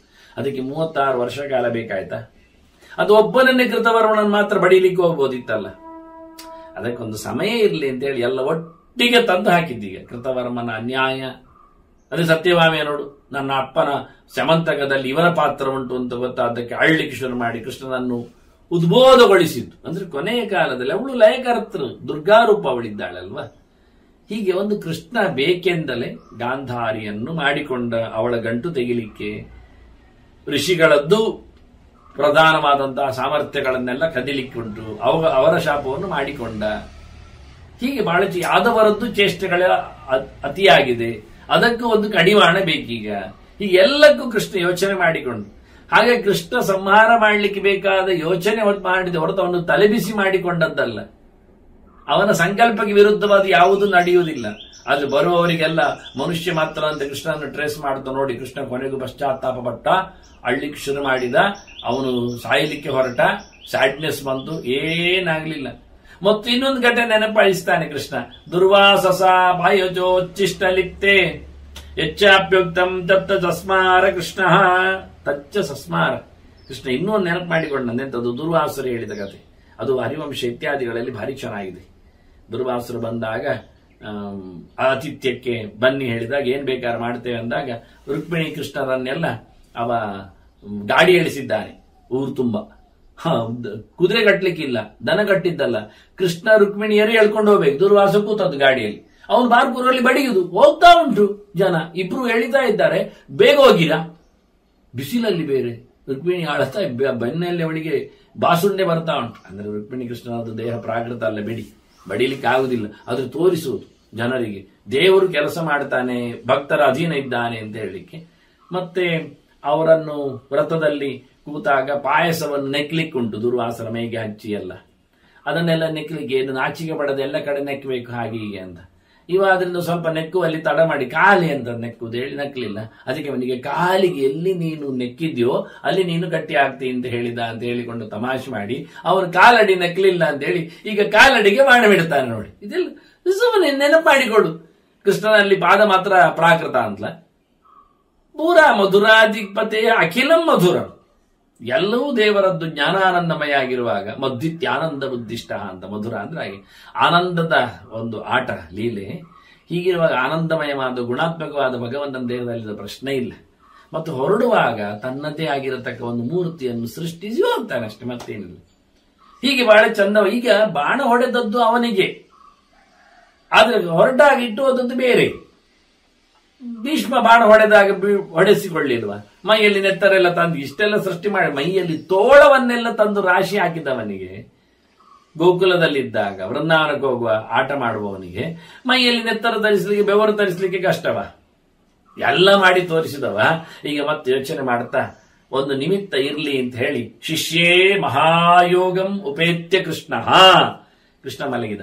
ಹೀಗೆ ಗಮ್ಮತ್ನಲ್ಲಿ ಯೋಗ ನಿದ್ರೆ ಅಂತ, ಯೋಗ ಮಲಗುದ್ರಲ್ಲಿ ಒಂದು ಯೋಗ ಉಂಟ ನೋಡಿ, ಅಲ್ಲೇ ತೋರಿಸಿಕೊಡ್ತಾನೆ. ಯೋಗಮಯನಾಗಿ ಮಲಗಿಬಿಟ್ಟಿದ್ದಾನೆ ಭಗವಂತ. ಮಹಾಯೋಗ ಅಂತ ಬರುತ್ತೆ. ಮಹಾಯೋಗ ಅಂದ್ರೆ ತೆರಳುವ ಯೋಗ ಅಂತ. ಹೋಗುವಾಗ್ಲೇ ಹೇಳ್ತಾನೆ ಹೋದದ್ದು ಅಂತ, ಸತ್ತದ್ದು ಹೇಳುವುದಿಲ್ಲ. ಜರೋ ವಿದ್ಯತ್ ಪಾದ ತಲೆ ತ್ವರಾವಾನ್ ತಂಚಾಭಿತಃ ತಜ್ಜಿಗಿರ್ಷು ಜಗಾಮ. ಅಲ್ಲಿ ಬೇಡ, ಜರ ವ್ಯಾಧ. ಅವನು ಭೃಗು ಋಷಿ ಹಿಂದೆ ಆಗೊಂದು ಯಜ್ಞ ಮಂಟಪಕ್ಕೆ ಕೂತಾಗ ಯಾರಿಗೆ ಶ್ರೈಷ್ಠ್ಯ ಅಂತ ಹೇಳಿ ಆಹುತಿ ಕೊಡ್ಲಿಕ್ಕೆ ಮೊದಲಿಗೆ ಅಂತ ಹೇಳಿದಾಗ ನೋಡಿ ಬರ್ತೇನೆ ಅಂತ ಹೊರಟವ ಭೃಗು. ಭಾರಿ ಜೋರಿನವ, ಪರಮ ವೈಷ್ಣವ. ಅವ ಇಲ್ಲಿ ದಕ್ಷಿಣ ಯಜ್ಞದಲ್ಲಿ ಕೂತಿದ್ದ, ಅಲ್ಲಿ ಸ್ವಲ್ಪ ಪೆಟ್ಟು ತಿನ್ನವನೇ ಅವ. ಆಗ ಎಲ್ಲರ ಯಜ್ಞ, ಋಷಿಗಳ ಯಜ್ಞದಲ್ಲಿ ಪಾರ್ವತಿ ಯಾರು ದೊಡ್ಡವರು ಯಾರು ಅಂತ ಹೇಳ್ತೇನೆ ಹೇಳಿ ಹೋದವ. ಬ್ರಹ್ಮನಲ್ಲಿ ಹೋದ. ಬ್ರಹ್ಮ ಬರ್ಲಿ ಅಂತ ಹೇಳಿ ಸ್ವಾಗತಕ್ಕೆ ನಿಂತ, ಅಪ್ಪಿಕೊಳ್ಳಿಕ್ಕೆ. ಬ್ರಹ್ಮ ಅಲ್ಲಿ ಬ್ರಹ್ಮವನ್ನಲ್ಲಿ ಹೋದಾಗ ಅವನು ಲಲಿತ ಕಲೆ ಕೇಳುತ್ತಾ ಇದ್ದ, ಆಸ್ವಾದನೆ ಮಾಡುತ್ತಾ ಇದ್ದ. ಬ್ರಾಹ್ಮಣ ಬಂದಾಗಲಿ ಇವನದ್ದು ಮೃದಂಗೋಪಾಸನೆ ಇಲ್ಲ ಅಂತ ಹೇಳಿಕೊಂಡು ಅವನಿಗೆ ಪೂಜೆ ಬೇಡ ಅಂತ ಹೇಳಿ ಬಂದ. ಶಿವನಲ್ಲಿ ಬಂದಾಗ ಋಷಿಗಳು ನಮ್ಮ ಸಹೋದರರು ಅಂತ ಹೇಳಿಕೊಂಡು ಅಪ್ಪಿಕೊಳ್ಳಿಕ್ಕೆ ಬಂದ. ಭಸ್ಮ ಮೈಯಲ್ಲಿದ್ದವನು ಅಪ್ಪಿಕೊಳ್ಳುವುದಂತೆ ನಮ್ಮನ್ನು ಅಂತ ಅವನಿಗೆ ಛೇಡಿಸಿ ಬಂದ. ನಾರಾಯಣನಲ್ಲಿ ಬಂದಾಗ ಅವನು ಆರಾಮವಾಗಿ ಯೋಗ ನಿದ್ರೆಯಲ್ಲಿದ್ದಾನೆ. ಲಕ್ಷ್ಮಿ ಕಾಲೊತ್ತುತ್ತಾ ಇದ್ದಾಳೆ. ನಾನು ಬಂದಾಗ ಮಲಗಿರ್ತಾನೆ ಹೇಳಿ ಕಾಲಿನಲ್ಲಿ ಅವನನ್ನು ಎದೆಗೆ ಒದ್ದೇ ಬಿಟ್ಟ. ಎಚ್ಚರಾಗಿ ಪಾದ ತಿಕ್ಕಿ, ಋಷಿಗಳೇ ಅಪರಾಧ ಆಯಿತು ಹೇಳಿ ಪಾದಪೂಜೆ ಮಾಡುತ್ತೇನೆ ಅಂತ ಶುರು ಮಾಡಿದ. ಇಷ್ಟು ಮಾಡಿದ್ರು ನನಗೆ ಗೌರವ ಕೊಡ್ತಾರಲ್ಲ, ಎಲ್ಲಿ ತುಳಿದ್ನೋ ಅದು ಲಕ್ಷ್ಮಿ ಆವಾಸ ಸ್ಥಾನ ಅಂತ ಹೇಳಿ ಬಿಟ್ಟು ಮಾಡಿಕೊಂಡ ಎದೆಯಲ್ಲಿ. ಇವನೇ ದೊಡ್ಡವ ಅಂತೇಳಿ ಕೊಟ್ಟುಬಿಟ್ಟ ಎಲ್ಲೆಡೆ ಸಂದೇಶ, ವಿಷ್ಣುವೇ ಪರಮ ಶ್ರೇಷ್ಠ ಅಂತೇಳಿ. ಅಂತಹ ಒಬ್ಬ ಪರಮ ವೈಷ್ಣವ ಋಷಿವ ಆದರೆ ಎದೆಗೆ ಒದ್ದ ಒಂದು ಪಾಪದಲ್ಲಿ ಬೇಡನಾಗಿ ಹುಟ್ಟಿದ. ಹಾಗೆ ಹುಟ್ಟಿ ದೇವರ ಪಾದಕ್ಕೆ ಈಗ ಘಾಸಿ ಮಾಡುತ್ತಾ ಇದ್ದಾನೆ. ಅದು ಕೆಂಪು ಕಂಡಿದೆ. ದೂರದಲ್ಲಿ ನೋಡಿದಾಗ ಏನೋ ಪ್ರಾಣಿ ಅಂತ ತಿಳ್ಕೊಂಡ, ಪ್ರಾಣಿಯ ಕಾಲು ಮತ್ತೊಂದು ಅಂತ ಬಾಣವನ್ನು ದೂರದಿಂದ ಹೊಡೆದಿದ್ದಾನೆ. ಇನ್ನದು ಓಡಿ ಹೋಗಬಾರದು, ಹಿಡಿದು ಬಿಡಬೇಕು ಅಂತ ಓಡಿ ಬಂದಿದ್ದಾನೆ. ಓಡಿ ಬಂದು ನೋಡ್ತಾನೆ, ಅತಾಪಶ್ಯತ್ ಪುರುಷಂ ಯೋಗಯುಕ್ತಂ ಪೀತಾಂಬರಂ ಲುಬ್ಧಕಃ ಅನೇಕವಾಹುಂ. 4 ತೋಳಿನ ಪೀತಾಂಬರ ತೊಟ್ಟ ನೀಲ ಮೇಘಶ್ಯಾಮನನ್ನು ಕೃಷ್ಣನನ್ನು ಕಂಡಿದ್ದಾನೆ. ಗಾಬರಿಬಿಟ್ಟ. ಯೋಗ ಮುದ್ರೆಯಲ್ಲಿದ್ದಾನೆ. ಮತ್ತು ಆತ್ಮಾನಂತು ಅಪರಾಧಂ, ನಾನು ಅಪರಾಧ ಮಾಡಿದೆ ಅಂತ ತಿಳ್ಕೊಂಡು ಸತಸ್ಯ ಪಾದವು ಜರಹ ಜಗೃಹೇ ಶಂಕಿತಾತ್ಮ. ತನ್ನ ಮೇಲೆ ಜಿಗುಪ್ಸೆ ಬಂದು ಮನಸ್ಸು ಖಂಡಾಬಟ್ಟೆ ವ್ಯಾಕುಲನಾಗಿ ಜರ್ಜರಿತವಾದ ದೇಹದಿಂದ ನಡೆಯುತ್ತಾ ದಮ್ಮಯ ಹೇಳಿ ದೇವರ ಕಾಲನ್ನು ಗಟ್ಟಿಟ್ಕೊಂಡು, ಏನಕ್ಕೆ ನನ್ನನ್ನು ಸಾಯಿಸಿಬಿಡು ಕೃಷ್ಣ ಅಂತ, ಆ ಬಾಣದ ಕಣೆಯಿಂದ ನನ್ನನ್ನೇ ಮುಗಿಸಿಬಿಡು ಅಂತ ಕೇಳಿಕೊಳ್ಳುವ ಹಾಗೆ ಕೇಳಿಕೊಂಡಿದ್ದಾನೆ. ಇಲ್ಲಿ ಗೆರೆ ಬರುವುದಿಲ್ಲ ಅಷ್ಟೇ, ಬೇರೆಡೆ ಇದೆ. ಕೃಷ್ಣ ನೋಡಿದ, ಗಾಬರಿ ಪಡಬೇಡ, ಇದು ಸಂಕಲ್ಪ ನಡಿಬೇಕಲ್ಲ, ಅದಕ್ಕೊಂದು ನಿಮಿತ್ತ ಬೇಕು, ನಿನಗೂ ಒಂದು ಬೇಕು. ಅಯ್ಯೋ ದೇವರೇ, ನಾನು ನಿಮಿತ್ತನಾಗಿ ಬಾಣ ಪ್ರಯೋಗದ ಅಪರಾಧಿಯಾಗಿ ಈ ನಾಟಕದಲ್ಲಿ ನನ್ನನ್ನೇಕೆ ಪಾತ್ರಧಾರಿಯಾಗ್ತೀವ ಅಂತ ಮತ್ತೆ ಕಂಗಾಲಾದಾಗ ಆಶ್ವಾಸಿತ, ಇದೆ ಅಯ್ಯ, ಹಾಗೆ ನಿನ್ನ ಪುಣ್ಯ ಉಂಟಲ್ಲ ಅದು ಹೋಗ್ಲಿಕ್ಕೂ ಸರಿ ಆಯಿತು. ಪುಣ್ಯ ಫಲ ಏನ, ನೀನು ಮಾಡಿದ ಪುಣ್ಯ ಉಂಟು, ವೈಷ್ಣವ ದೀಕ್ಷೆ ನಿನ್ನದಕ್ಕಾಗಿ ಪುಣ್ಯ ಇದೆ, ಭಕ್ತಿಯ ಈಗ ನನ್ನ ಮೇಲೆ ಪ್ರೀತಿ ಮಾಡಿದೆಯಾ, ತತ್ ಅನುತಾಪ ಅಯ್ಯೋ ಅಂತೇಳಿ ಪಶ್ಚಾತ್ತಾಪ ಪಟ್ಟಿಯಲ್ಲ, ಅದಕ್ಕಿಂತ ದೊಡ್ಡ ಪ್ರಾಯಶ್ಚಿತ್ತ ಏನುಂಟು ಹೇಳು. ಕರ್ಮಣಃ ಜನ್ಮ ನಷ್ಟ, ನಿನ್ನ ಈ ವ್ಯಾಧ ಜನ್ಮಕ್ಕೆ ಧಿಕ್ಕಾರ ಅಂತ ಹೇಳ್ತಾನೆ. ಎಂತ ಕರ್ಮಕ್ಕೆ ನಾನು ವ್ಯಾಧನಾದೆ, ವ್ಯಾಧನಾಗಿದ್ದಕ್ಕೆ ನಾನು ಪ್ರಾಣಿ ಅಂತೇಳಿ ಬಲಿಗೊಂಡನಲ್ಲ, ಹೊಡೆದ್ನಲ್ಲ ಹೇಳಿಕೊಂಡು ಒಳಗಿಂದ ಮರಗ್ತಾ ಇದ್ದಾನೆ. ನನಗೆ ಈ ಜನ್ಮ ಮೇಲದಿದ್ರೆ ಬಡಿಯುವ ಕತೆ ಇರ್ತಿತ್ತ, ಆ ಬಡಿತದಲ್ಲಿ ಇವ ಬೀಳ್ತಿದ್ದ, ಸಿಕ್ಕಿ ಬೀಳ್ತಿದ್ದ, ದೇವರು ಸಿಕ್ಕಿದ್ದ. ಅಯ್ಯೋ ಅನ್ಯಾಯ ಆಯ್ತಲ್ಲ ಅಂತ ತಾನು ಮಾಡಿದ್ದ ಕರ್ಮಕ್ಕೆ, ತಾನು ಮಾಡಿದ್ದ ತನ್ನ ಜನನಕ್ಕೆ ಎಲ್ಲ ಧಿಕ್ಕಾರ ಹೇಳಿಕೊಂಡ, ಒಳಗಿಂದ ಮುದುಡಿದ, ತನ್ನ ತನವನ್ನೇ ಹಲಬಿದ ಈತನಿಗೆ ದೇವರು ನೋಡಿದ, ದೇವರ ನೋಡುವ ಭಾಗ್ಯ ದೇವರು ಅಂತ ಸಿಕ್ಕಿತು. ದೃಷ್ಟ್ವಾ ತಥಾ ದೇವಮನಂತ ವೀರ್ಯಂ.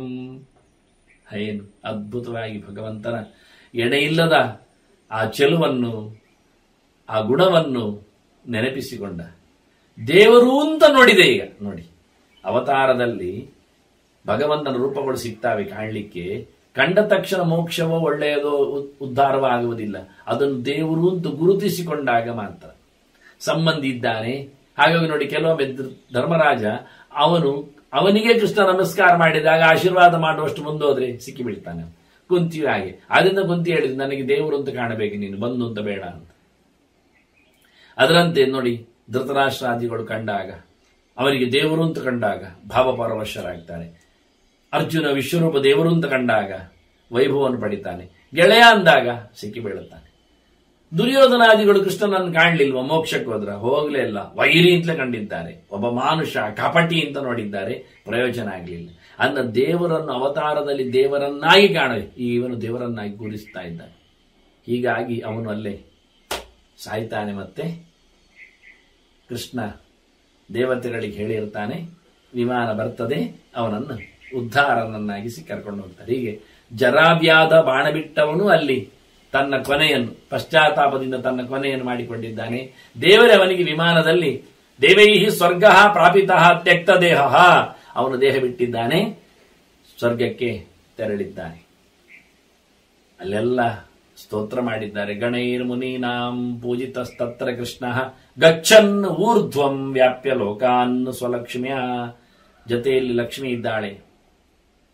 ಲಕ್ಷ್ಮಿಯ ಜೊತೆಯಲ್ಲೇ ಕೃಷ್ಣ ಮೇಲಕ್ಕೆ ತೆರಳುತ್ತಾ ಇದ್ದಾನೆ, ಹೋಗ್ತಾ ಇದ್ದಾನೆ. ಹೋಗುವ ರೂಪ ಕಾಣುತ್ತಾ ಉಂಟು ಅಂತ. ಮತ್ತೆ ಹೋಗುವುದೇನು, ಮತ್ತೆ ಇಳಿಯುವುದೇನು, ಅದು ಇಲ್ಲಿ ಬಿಟ್ಟದ್ದು ಮತ್ತೆ ಬೇರೆ ಹೊಸದೊಂದನ್ನು ಭೌತವಾದದ್ದನ್ನು ಇಲ್ಲಿ ನಿರ್ಮಾಣ ಮಾಡಿಟ್ಟ. ತಾನು ಸ್ವರೂಪದೇಹದಿಂದ ಹೋಗ್ತಾ ಇದ್ದಾನೆ, ಮೇಲಕ್ಕೆ ಹೋಗ್ತಾ ಇದ್ದಾನೆ. ಇಲ್ಲಿ ಎಲ್ಲ ಋಷಿಗಳವನನ್ನು ಪೂಜೆ ಮಾಡಿ ಗೌಚಿಯಲ್ಲಿ ಕಳಿಸಿಕೊಟ್ಟಿದ್ದಾರೆ.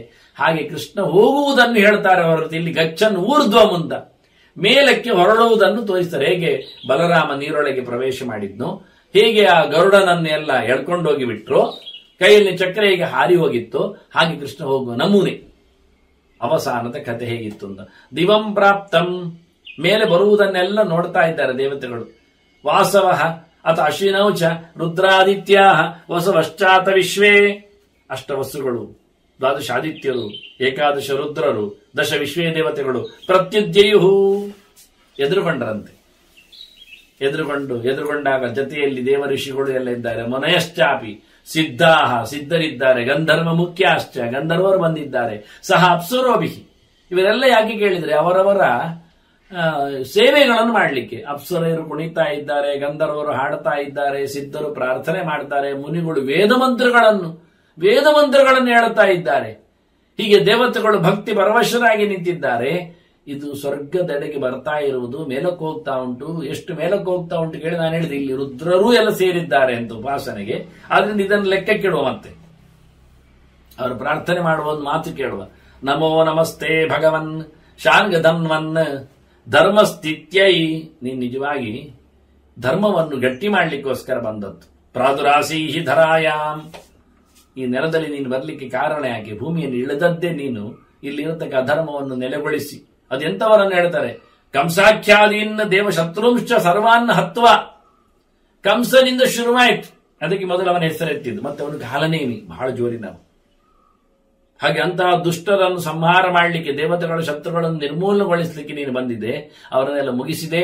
ಭೂಮಿ ಸ್ಥಾಪಿತ ಭಾರತಪ್ತ, ಇವತ್ತು ಭೂಭಾರ ಇಳುಹಿ ಭಾರದಿಂದ ಕಂಗೆಟ್ಟ ಭೂಮಿಗೆ ಇವತ್ತು ನೀವು ಆಶ್ವಾಸನೆ ಕೊಟ್ಟೆ, ಗಟ್ಟಿ ಮಾಡಿದೆ, ನೆಲ ದೃಢ ಆಯಿತು, ಧರ್ಮ ಸ್ಥಾಪನ ಆಯಿತು. ನೀನು ಬಂದೆ, ಹೋಗು ಸ್ವಾಮಿ, ಮುಂದುವರಿ. ಗಚ್ಚ ಪ್ರಭೋ, ನೀನು ಹೊರಟು ಬಾ, ಹೊರಟು ರಕ್ಷಾ, ನೀನು ರಕ್ಷಣೆ ಮಾಡಬೇಕು ಎಲ್ಲರನ್ನು ಸಹ. ಯಾರನ್ನೆಲ್ಲ ಕೇಳಿದ್ರೆ ಆರ್ತಿಂ ಪ್ರಪನ್ನಾನ್, ಯಾರಿಗೆಲ್ಲ ತೊಂದರೆ ಬರ್ತದೆ, ನೋವು ಬರ್ತದೆ, ಸಂಕಟ ಬರ್ತದೆ, ಅವರನ್ನೆಲ್ಲ ನೀನು ಕಲ್ಪೆ ಜಾಯಮಾನಾಂಶ್ಚ ಮರ್ತ್ಯಾನ್, ಈ ಮನುಷ್ಯರನ್ನು ಹುಟ್ಟುವವರನ್ನು ಮತ್ತೆ ಮತ್ತೆ ಬರುವವರನ್ನು ನೀನು ರಕ್ಷಣೆ ಮಾಡಬೇಕು. ಅವರಿಗೆ ತೊಂದರೆ ಬಂದಾಗ ಹೇಳ್ತಾನೆ, ಏನರ್ಥ ಆಯ್ತು? ಗಚ್ಚ ಅಂದ್ರೆ ಮರ್ತ್ಯಾನ್ ಗಚ್ಚ ಅಂತ, ಮನುಷ್ಯರನ್ನು ಕುರಿತು ನೀನು ಹೋಗ್ಬೇಕು. ಬೊಬ್ಬೆ ಹೊಡೆದಾಗ ಅಂದ್ರೆ ಮನುಷ್ಯ ಲೋಕದಲ್ಲಿ ನೀನು ಇರಬೇಕು ಅಂತ. ಇದು ಸಮ್ಮುಗ್ಧವಾಗಿ ಹೇಳಿದ ಮಾತು. ಅಂದ್ರೆ ಈ ಲೋಕದಲ್ಲಿ ಗೋಪಾಲ ಮಂತ್ರಂ ಭಜತಾಂ ಅಂತ ಆಚಾರ್ಯ ಮತರು ಸ್ಪಷ್ಟಪಡಿಸ್ತಾರೆ. ಭೂಮಿಯಲ್ಲಿ ಕೃಷ್ಣ ಇದ್ದಾನೆ. ಎಲ್ಲಿದ್ದಾನೆ? ಮಂತ್ರ ಜಪ ಮಾಡುವವರಲ್ಲಿ ಇದ್ದಾನೆ. ಯಾವ ಮಂತ್ರ? ಗೋಪಾಲ ಮಂತ್ರ. ಅದೇನು ಆಚಾರ್ಯರು ಕೊಡ್ತಾರೆ. ಕ್ಲೀಂ ಕೃಷ್ಣಾಯ ಗೋವಿಂದಾಯ ಗೋಪಿಜನ ವಲ್ಲಭಾಯ ಸ್ವಾಹ ಅಂತ ಪಂಚಪದದ ಮಂತ್ರ. ಅದು 18 ಅಕ್ಷರ. ಕೃಷ್ಣನಿಗೆ ಮಹಾಭಾರತಕ್ಕೆ ಸಂಬಂಧಪಟ್ಟ ಅಕ್ಷರದ ಮಂತ್ರ ಅದು 18 ಅಕ್ಷರ. ಎಲ್ಲಿ ಕೃಷ್ಣ ಮಂತ್ರ ಜಪ ಮಾಡ್ತಾರೆ, ಕೊನೆ ಪಕ್ಷ ಕೃಷ್ಣ ಕೃಷ್ಣ ಕೃಷ್ಣ ಅಂತ ಹೇಳಿದ್ರು ಸಾಕಾಗತ್ತೆ ಅಂತಾನೆ ನಾರದರು ನಂದನಿಗೆ ಹೇಳಿಕೊಡ್ತಾರೆ. ಇವತ್ತು ಉಡುಪಿಯ ಅಕ್ಷಯ ಪಾತ್ರೆ ಮತ್ತು ಬೆಳ್ಳಿಯ ಸಟ್ಟುಗ ಅನ್ನಬ್ರಹ್ಮನ ದೇಗುಲದಲ್ಲಿ ಊಟ ಸಮಾರಾಧನೆ, ದೇವರ ಕೃಷ್ಣನ ಪ್ರಸಾದ ಎಲ್ಲರಿಗೂ ಸಿಗಲಿ ಅಂತ ಆಚಾರ್ಯ ಮಧ್ವರು ಹೇಳಿದ್ದಾರೆ. ಆಶ್ವಭ್ಯ ಶಪಾಕೇಭ್ಯ ದದ್ಯಾದ ಅನ್ನಂ ಯಥೇಪ್ಸಿತಂ ಅಂತ, ಅನ್ನ ನೀಡಿ ಅಂತ. ಆ ಅನ್ನ ನೀಡಲಿಕ್ಕೆ ಬೆಳ್ಳಿಯ 2 ಅಡಿ ಉದ್ದದ ಒಂದು ಸಟ್ಟು ಕೊಟ್ಟಿದ್ದಾರೆ. ಆ ಸಟ್ಟುಗದಲ್ಲಿ ಈ ಮಂತ್ರ ಬರೆದಿದೆ. ತಿನ್ನೋರು ಈ ಮಂತ್ರದ ಅನ್ನವನ್ನು ತಿನ್ನಲಿ ಅಂತ ತೋರಿಸ್ಲಿಕ್ಕೆ, ಆ ಲೆಕ್ಕದಲ್ಲಿ ಕೃಷ್ಣನಾಮ ಚಿಂತನೆ ಮಾಡಿ ತಿನ್ನಿ ಅಂತ ಹೇಳಲಿಕ್ಕೆ. ನಾನಿದನ್ನೆಲ್ಲ ಕೃಷ್ಣನ ಈಗ 100 ಮಂತ್ರಗಳ ಯಾದಿಯಲ್ಲಿ ಮಂತ್ರದ ಚಿಂತನೆಯನ್ನು ಕೊಟ್ಟಿದ್ದೇನೆ. ಸುಗುಣದಲ್ಲಿ ಬರ್ತಾ ಇದೆ ಪ್ರತಿ ತಿಂಗಳು ಕೃಷ್ಣ ಮಂತ್ರ ಸಮೀಕ್ಷೆ. ನೋಡ್ಬೋದು ನೀವೆಲ್ಲ 106 ಮಂತ್ರಗಳು ಹೀಗಿವೆ ಅಂತ. ಅದರಲ್ಲಿ ಈ ಮಂತ್ರಕ್ಕೆ ಹೆಚ್ಚು ಒತ್ತು ಇದೆ, ಇದರ ಆಚೀಚಿನ ಮಂತ್ರಗಳ ಚಿಂತನೆಗಳಿವೆ. ಆದ್ರಿಂದ ಒಂದು ಅಂಶದಲ್ಲಿ ಮಂತ್ರ ಜಪ ಮಾಡುವಲ್ಲಿ ಈ ಭೂಮಿಯಲ್ಲಿ ನೀನು ನಿಲುಗಡೆ ಆಗುವಂತ ಅದೇ ಕೃಷ್ಣನ ಮೂರ್ತಿ ಈಗ ಆಚಾರ್ಯ ಮಧ್ವರಿಂದ ಉಡುಪಿಗೆ ಬಂದಿತ್ತಲ್ಲ, ಇದು ಚಿಂತನೆಗೆ ತಂದದ್ದು. ಗಚ್ಚ ಪ್ರಭೋ ರಕ್ಷ್ಯ ಚ ಆರ್ತಿಂ ಪ್ರಪನ್ನಾನ್ ಕಲ್ಪೆ ಕಲ್ಪೆ ಜಾಯಮಾನಾಂಶಮರ್ತ್ಯಾನ್ ಇತ್ಯೇವ ಮುಕ್ತ ದೇವಸಂಘ ಅನುಗಮ್ಯ. ಹೀಗೆ ಹೇಳ್ತಾ ದೇವತೆಗಳು ಬೆನ್ನ ಹಿಂದೆ ಬರ್ತಾನೆ ಇದ್ದಾರೆ. ಅವನ ಬೆನ್ನ ಹಿಂದೆ ನಿಲ್ಲು, ಭೂಮಿಯಲ್ಲಿ ನಿಲ್ಲು. ನಿಂತಿದ್ದಾನೆ, ಮುಂದುವರಿತಾ ಇದ್ದಾನೆ. ಒಂದಂಶ ಮಂತ್ರ ಜಪ ಮಾಡುವ ಭೂಮಿಯಲ್ಲಿ ನಿಂತಿದ್ದಾನೆ. ಹಿಂದಿನಿಂದ ಶ್ರಿಯಾಯುಕ್ತಂ ಪುಷ್ಪ ವೃಷ್ಟಿಯ ವರ್ಷ ದೇವತೆಗಳು ಹೂವಿನ ಮಳೆಗರೆದಿದ್ದಾರಂತೆ. ಲಕ್ಷ್ಮೀ ಸಮೇತ ನಾರಾಯಣ ಕೃಷ್ಣ ಬರ್ತಾ ಇದ್ದಾನೆ, ರುಕ್ಮಿಣಿ ಕೃಷ್ಣ ಬರ್ತಾ ಇದ್ದಾರೆ. ಗೌಚಿಯಲ್ಲಿ ರುಕ್ಮಿಣಿ ಸತ್ಯಭಾಮ ಸಮೇತನಾದ ಕೃಷ್ಣನಿಗೆ ಬೇಕಾದಷ್ಟು ಹೂವಿನ ದೇವಲೋಕದ ಹೂವಿನ ಪಾರಿಜಾತಾದಿಗಳ ಮಳೆಯಾಗಿದೆ. ಮುಂದುವರಿತಾ ಇದ್ದಾನೆ. ಪ್ರತ್ಯುಜ್ಜೀವ ಎಲ್ಲರೂ ಬೆನ್ನ ಹಿಂದೆ ಬರ್ತಾ ಇದ್ದಾರೆ. ಬರುವಷ್ಟು ನೋಡಿ, ಒಂದಂಶ ಭೂಮಿಯಲ್ಲೇ ಆಯ್ತು. ಇನ್ನು ನೋಡುವ ಎಲ್ಲಿ ಹೋಯಿತು ಅಂತ. ಸ್ಥಾನಂ ಪ್ರಾಪ ಸ್ವಂ ಮಹಾತ್ಮ ಅಪ್ರಮೇಯಂ. ತನ್ನ ಲೋಕಕ್ಕೆ ಹೊರಟಿದ್ದಾನೆ ಕೃಷ್ಣ. ಅದು ಕೊನೆಗೆ ಯಾರು ಬಾರದ ತಾಣಕ್ಕೆ, ಎಂದೂ ನಾಶವಿಲ್ಲದ ತಾಣದೆಡೆಗೆ, ತನ್ನ ಮೂಲ ರೂಪದೆಡೆಗೆ ಕೃಷ್ಣ ಹೊರಟಿದ್ದಾನೆ. ದಾರಿಯಲ್ಲಿ ಭೂಮಿಯಲ್ಲಿ ಒಂದು ರೂಪದಲ್ಲಿ ಜಪ ಮಾಡುವಲ್ಲಿ ನಿಂತ. ಇನ್ನು ನಡುವೆ ಒಂದು ಮಾತು ಕೇಳುತ್ತದೆ ಇವನು ಹೊರಡುವಾಗ. ವಾಣೀಹಿ ಆಸೀತ್ ಸಂಶೃಣಿ ರೂಪಿಣಿ ಸ. ದೇವಿ ಮಾತಾಡೋದು ಕಾಣುತ್ತಂತೆ. ಮಾತಿನ ದೇವಿ ಇದು ಕೃಷ್ಣನದ್ದೇ, ಭಗವಂತನದ್ದೇ ಮಾತು. ಏನು ಅಂತ, ಭಾನೋರ್ ಮಧ್ಯಂ ವಿಶತಶ್ಚಾಸ್ಯ ರಾಜನ್.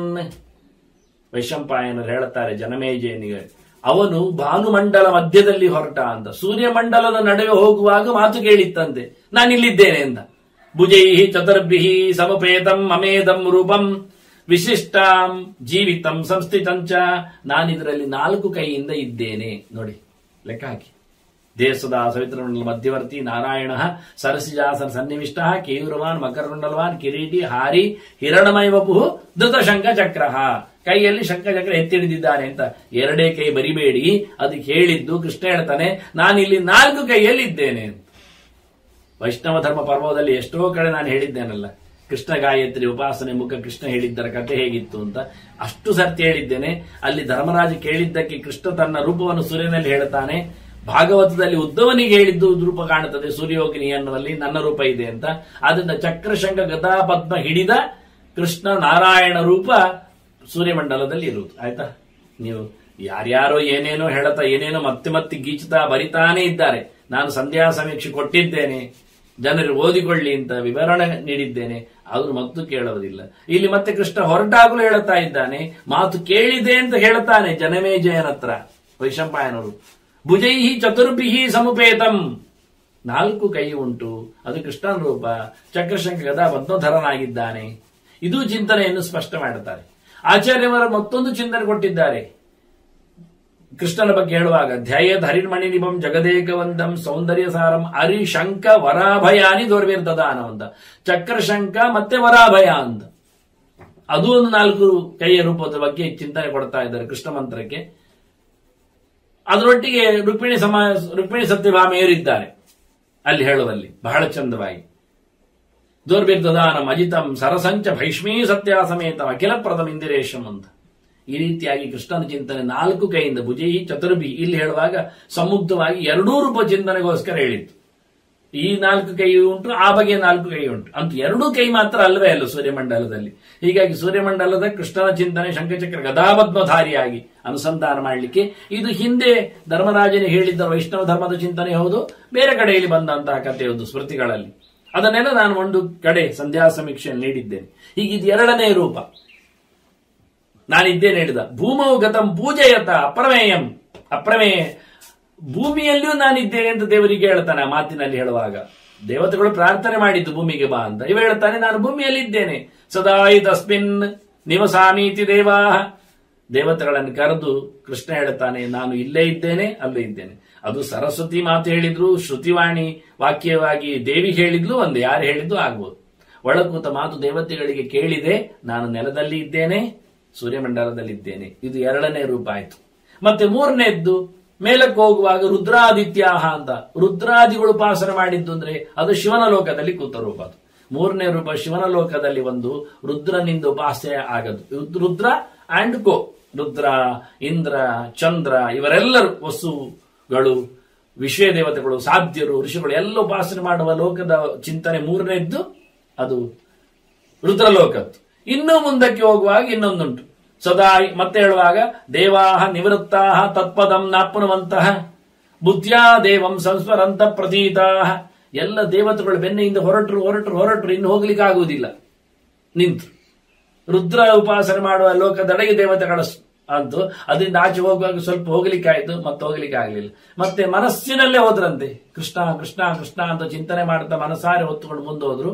ಅಲ್ಲಿಂದಲೂ ಮತ್ತೆ ಇಲ್ಲ ಆಯ್ತು. ಬ್ರಹ್ಮಾದ್ಯಾಸ್ತೆ ತದ್ ಗುಣಾನ್ ಕೀರ್ತಯ ಅಂತ ಮುಂದೆ ಹೋಗುವಾಗ ಬ್ರಹ್ಮಾದಿಗಳು, ಬ್ರಹ್ಮ, ಪ್ರಾಣ, ಸರಸ್ವತಿ, ಭಾರತೀಯರು ಚಿಂತನೆ ಮಾಡ್ತಾ ಇದ್ದಾರೆ. ಇದು ಬ್ರಹ್ಮಲೋಕದಲ್ಲಿ ನಿಂತ ಕೃಷ್ಣನ ರೂಪ.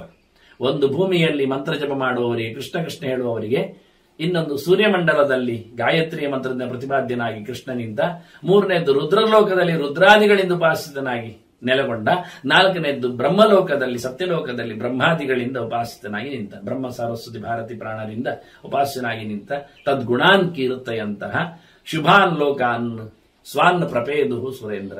ಹೀಗೆ ಚಿಂತನೆ ಮಾಡ್ತಾ ಅವರೆಲ್ಲ ಅವರವರ ಲೋಕಕ್ಕೆ ಹೊರಟರು. ದೇವರು ಮಾತ್ರ ಸ್ಥಾನಂ ಪ್ರಾಪ ಸ್ವಂ ಮಹಾತ್ಮ ಪ್ರಮೇಯಂ, ಅಲ್ಲಿಂದ ಮುಂದಕ್ಕೆ ತನ್ನ ಲೋಕಕ್ಕೆ ಹೋದ. ಅಲ್ಲಿ ತನ್ನ ಲೋಕದ ತನ್ನ ರೂಪದ ಜೊತೆಯಲ್ಲಿ ಐಕ್ಯನಾದ. ಆ ಬಳಿಕವೂ ಮತ್ತೆ ಇವರಿಗೆಲ್ಲ ಸಿಕ್ಕಿದ್ದಾನೆ, ಬ್ರಹ್ಮಾದಿಗಳಿಗೆಲ್ಲ. ಹಾಗಾಗಿ ಕೃಷ್ಣ ತನ್ನ ರೂಪವನ್ನು 5 ಕಡೆಯಲ್ಲಿ ನೆಲೆಗೊಳಿಸಿದ ಅನ್ನೋದು ವಿಶೇಷ. ಭೂಮಿಯಲ್ಲಿ ಮಂತ್ರ ಜಪ ಮಾಡುವವರಿಗೆ, ಆ ಬಳಿಕ ಮೇಲಕ್ಕೆ ತೆರಳಿದಾಗ ಸೂರ್ಯನ ಮಂಡಲ ಮಧ್ಯದಲ್ಲಿ 4 ಕೈಯಲ್ಲಿ ಶೋಭಿತನಾಗಿ, ಮುಂದಕ್ಕೆ 3ನೇದ್ದು ರುದ್ರದೇವರ ಅಂಗಳದಲ್ಲಿ ಎಲ್ಲ ದೇವತೆಗಳಿಗೆ ಸಿಗುವವನಾಗಿ, ಮುಂದೆ ಬ್ರಹ್ಮಾದಿಗಳಿಗೆ ಮಾತ್ರ ಉತ್ತಮರಿಗೆ ಸಿಗತಕ್ಕ ನೆಲೆಯಲ್ಲಿ ಬ್ರಹ್ಮಲೋಕದಲ್ಲಿ ಕೊನೆಗೆ ತನ್ನ ಮೂಲ ರೂಪದೊಳಗೆ ಸೇರಿಕೊಂಡಿದ್ದಾನೆ. ಅದರ 5ನೇ ಕಥೆ ಬೇಕಾಗಿಲ್ಲ, 4 ಕಡೆ ಇದ್ದಾನೆ ದೇವರು ಎನ್ನುವುದು ನಮಗೆ ಮುಖ್ಯ. ಅಂತಹ ಭಗವಂತನ 4 ಕೃಷ್ಣ ಕೃಷ್ಣ ಅನ್ನುವ ನಾಮ ಚಿಂತನೆಯಲ್ಲಿ ನಾವು ಕೃಷ್ಣನ ಈ ವಿಶೇಷವಾದ ಚಿಂತನೆಯನ್ನು ಮುಗಿಸುವ. ಮುಂದೆ ಅರ್ಜುನಾದಿಗಳ ಪ್ರವೇಶದಲ್ಲಿ ಏನಾಗಿದೆ, ಮೌಸಲ ಪರ್ವದ ಮುಂದಿನ ಕಥೆ ಏನು ಎನ್ನುವುದನ್ನು ಮತ್ತೆ ಚಿಂತನೆ ನಡೆಸುವ. ವಂದನೆಗಳು. ಶ್ರೀಕೃಷ್ಣ ಅರ್ಪಣಮಸ್ತು. ನಾರಾಯಣ ನಾರಾಯಣ ನಾರಾಯಣ.